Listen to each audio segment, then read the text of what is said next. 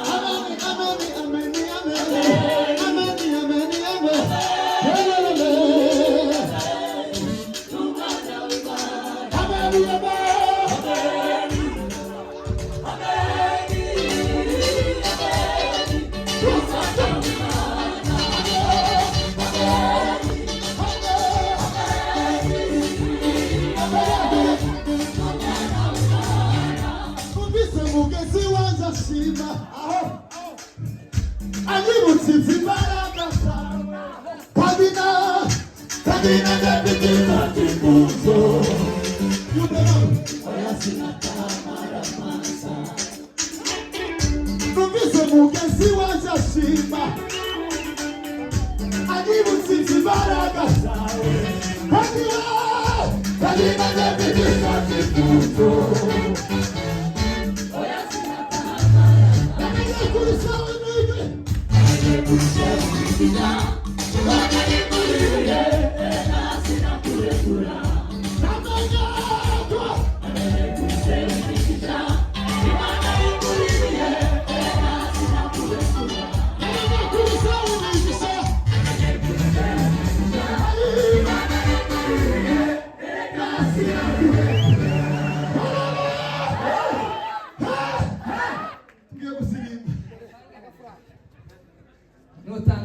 Amashimwe y'abandi garera mu madirisha abandi batamba Yesu tarobanura ku butoki araza azura ivyane byapfuye